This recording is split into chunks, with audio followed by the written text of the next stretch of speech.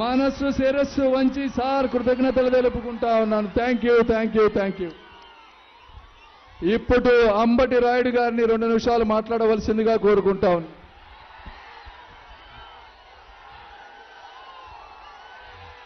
ఈరోజు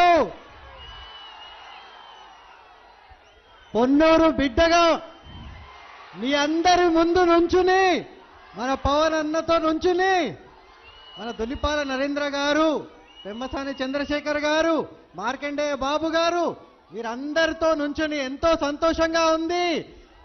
ఈ కూటమి ప్రభుత్వము వచ్చినప్పుడు నుంచి మన ప్రాంతము ఎంతో బాగుపడుతుందని నేను పూర్తి స్థాయిలో నేను నమ్ముతున్నాను. పవన్ అన్న నాయకత్వంలో మనము ఎంతో ముందుకెళ్తామని కూడా నేను భావిస్తున్నాను.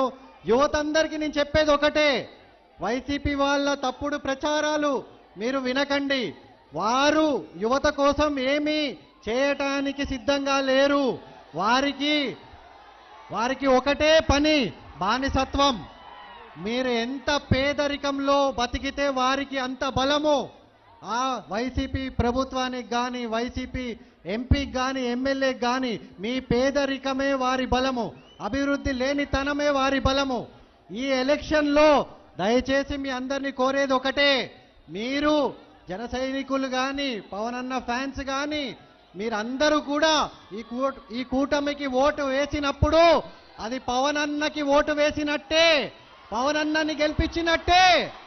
మీరందరూ దయచేసి మన దులిపాల నరేంద్ర గారిని, మన పొన్నూరు బిడ్డ, చాలా పెద్ద రాజకీయ కుటుంబము, మన ప్రాంతం కోసం ఎంతో మంచి పనులు చేయటానికి కూడా ఆయన ముందుకొస్తారని, మన ప్రాంతాన్ని ఎంతో బాగు చేస్తారని కూడా నేను పూర్తి స్థాయిలో నమ్ముతున్నాను.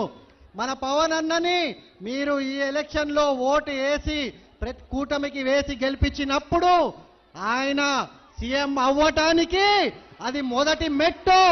మీరందరూ గుర్తుపెట్టుకోండి. ఏది కూడా ఈజీగా రాదు.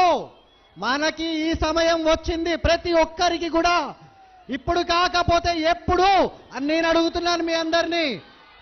ప్రతి ఒక్కళ్ళు కూడా పొన్నూరు బిడ్డలు మనము పవన్ అన్నకి, దులిపాల నరేంద్ర గారికి, పెమ్మసాని చంద్రశేఖర్ గారికి పూర్తి మెజారిటీ ఇచ్చి మనము కులాలకి, మతాలకి అన్నిటికీ అతీతంగా నుంచుని రాష్ట్ర భవిష్యత్తు గురించి ఆలోచన చేస్తామని నిరూపించే సమయం ఇప్పుడు వచ్చింది. ఇది చెప్తూ ఎక్కువ సమయం తీసుకోను, కానీ భావాలని అర్థం చేసుకోండి. మీరు ఇంత ఎండలో కూడా అందరు ఇక్కడ వచ్చి నుంచున్నారు. మన పవన్ అన్న కూడా రోజుకి 4 మీటింగులు చేసి ఈరోజు మన పొన్నూరుకి రావటం మన అదృష్టంగా నేను భావిస్తున్నాను. మీరందరూ కూడా ఆయనని నమ్మి, ఆయన నాయకత్వంలో ఈ రాష్ట్రాన్ని ఎంతో ముందుకి, ఎంతో పై స్థాయికి తీసుకుని వెళ్ళాలి. మన కోస్తా ప్రాంతాన్ని ఎంతో వెనుకబడేసిన ఆ వైసీపీ ప్రభుత్వాన్ని ఈరోజు క్లీన్ బోల్డ్ చేసే ఒక అవకాశం అందరికీ వచ్చింది. చేసి వినియోగించుకోండి. ఇది చెప్తూ సెలవు తీసుకుంటూ మీ పొన్నూరు బిడ్డగా మిమ్మల్ని అందరినీ చేతులు మడిచి మనసుతో అడుగుతున్నాను, దయచేసి కూటమిని సపోర్ట్ చేసి మన రాష్ట్రాన్ని కాపాడండి. Thank you Ponnuru.